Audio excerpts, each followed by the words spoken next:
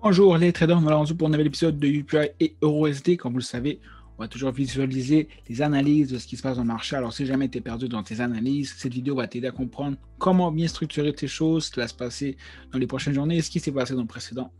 Alors si tu ne me connais pas, je suis Sergio de Forex Vision Academy. Je suis ici pour t'apprendre le Forex et à devenir un meilleur trader.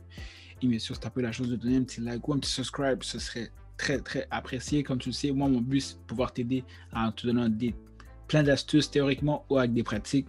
Et ça coûte pas cher, c'est juste un petit like. Et bien sûr, avant d'aller plus loin, on va aller tout de suite à l'intro. Damn.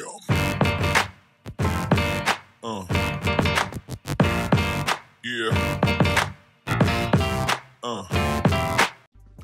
Alors, comme vous le savez, bienvenue à tout le monde, bienvenue aux gens qui sont toujours parmi nous. Ça fait toujours chaud au cœur.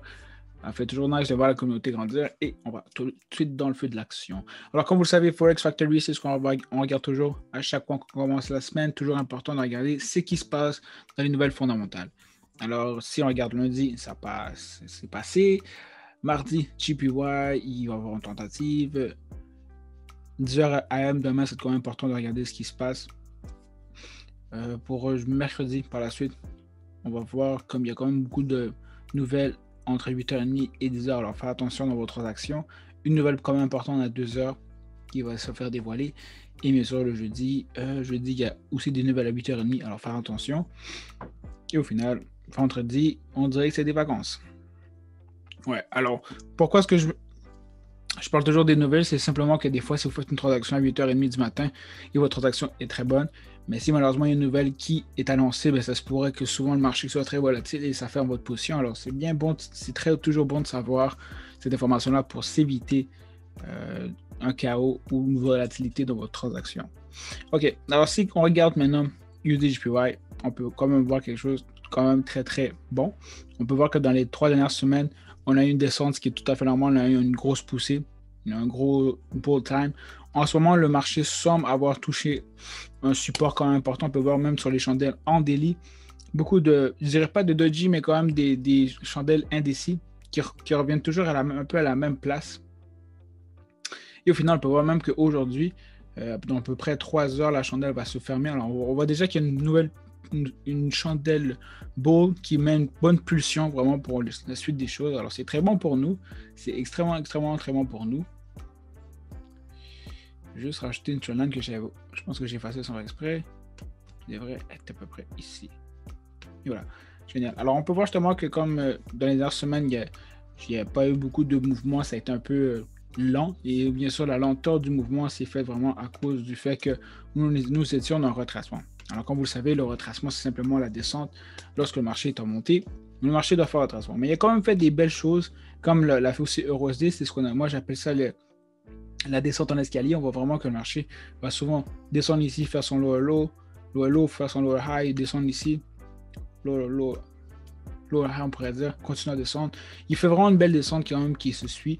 Et on peut voir que le marché a atteint la zone, le FIB 50. On peut voir aussi que le marché a touché le support, le bottom de la trendline. Alors, on voit déjà qu'ici, il y a comme une genre de rejection.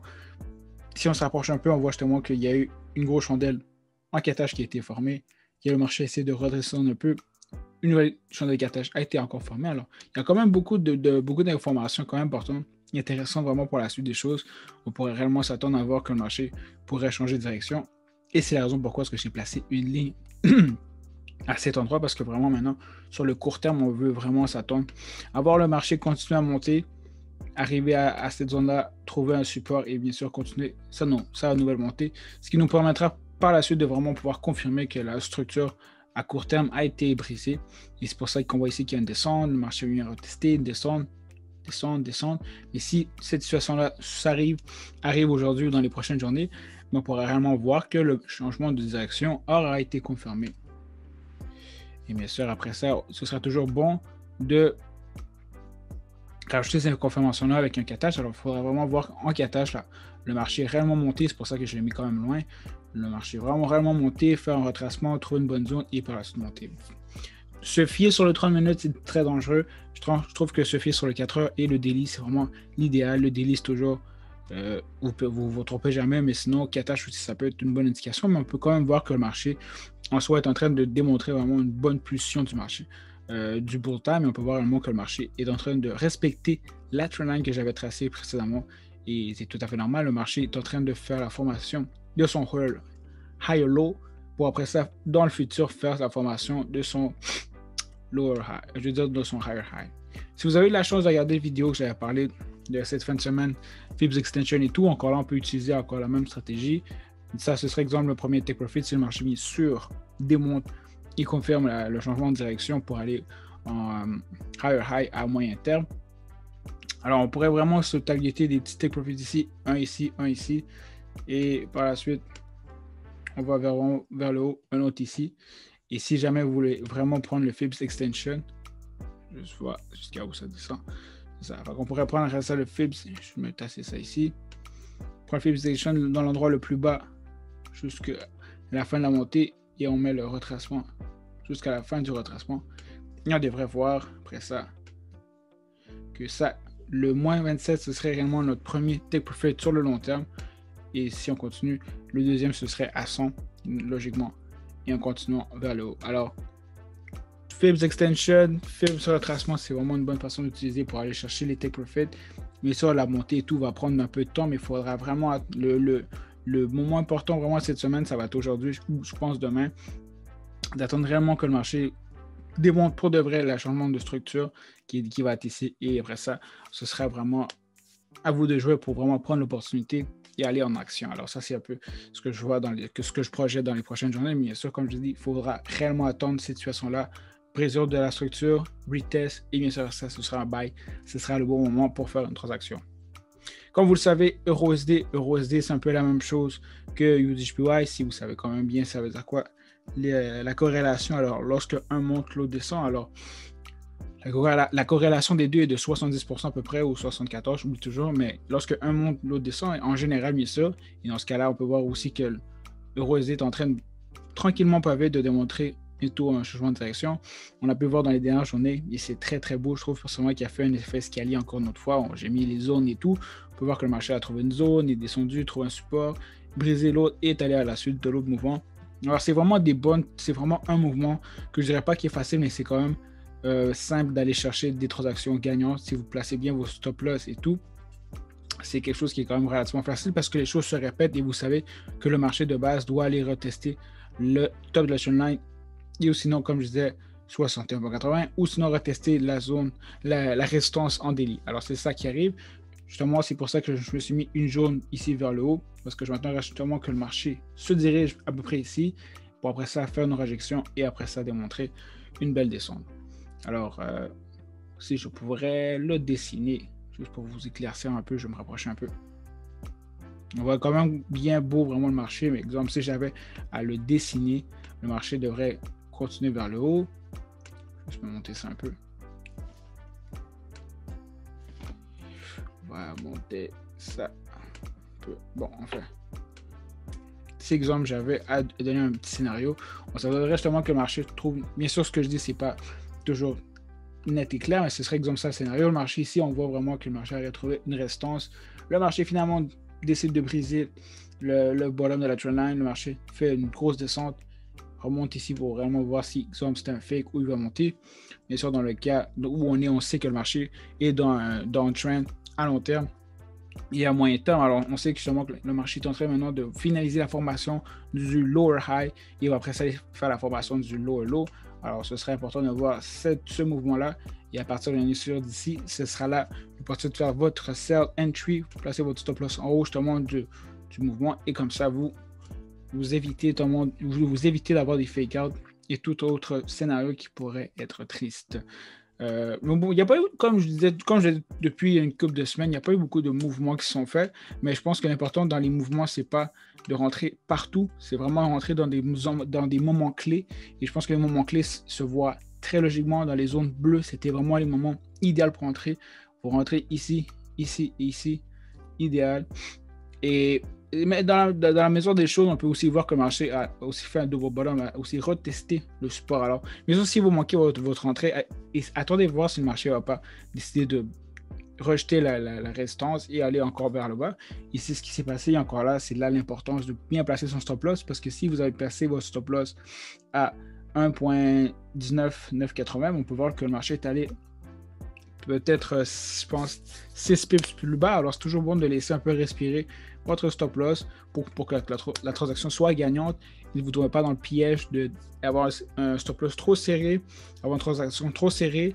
Ne pas laisser, il ne faut pas oublier, il faut laisser respirer la transaction, que la transaction et votre entry et de la place si jamais il y a un mouvement qui décide de prendre un peu plus d'espace. Alors, c'est toujours bon de laisser la transaction respirer avec un peu plus de stop loss. Et ça va vous permettre justement d'aller chercher des transactions plus gagnantes lorsque vous savez déjà que votre transaction est à la base gagnante. Alors, ouais.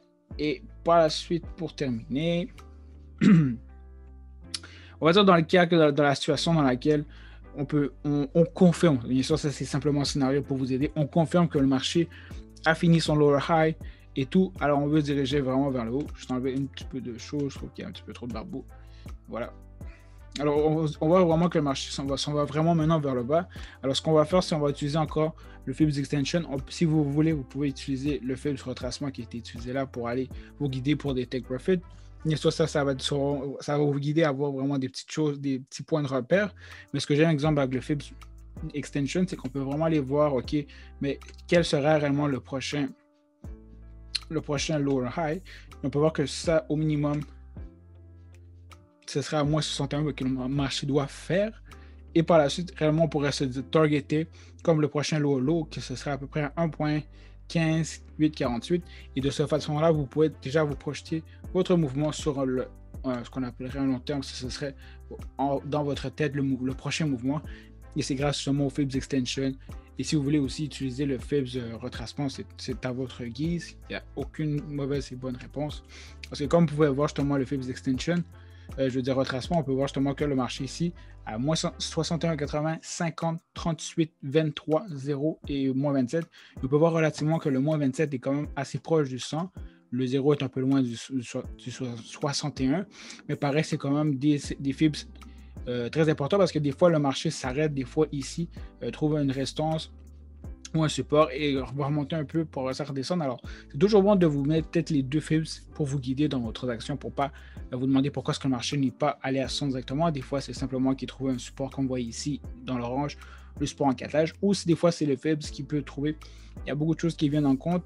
Alors, vous mettre plus d'informations, c'est jamais mauvais. Et dans ce cas-ci, ça peut simplement vous aider. Alors, ça, c'est un peu la projection des deux. Quand je dis, on est en train en ce moment de voir une transition entre le retracement et le mouvement qui va recommencer. Donc pour EURUSD, on va chercher le low sur le moyen terme. Sur USDJPY, on va chercher le higher high sur le moyen terme. Bien sûr, comme j'ai dit, il faut vraiment attendre de bien avoir la confirmation de la transition avant de faire n'importe quoi. Et ça va vous éviter justement de tomber dans le piège. Alors, guys, j'espère que ça peut vous éclaircir dans les informations. J'espère que je suis toujours plus clair dans ce que je fais. J'essaie toujours de vous donner toujours un peu plus d'informations pour vous guider et vous donner plus que simplement dire ça, ce que je trouve très plate dans les autres vidéos d'analyse. Alors, merci pour tout. Passez un bon week-end. Je veux dire, passez une bonne semaine. Prenez votre temps et on se voit à une prochaine vidéo. Merci. Au revoir.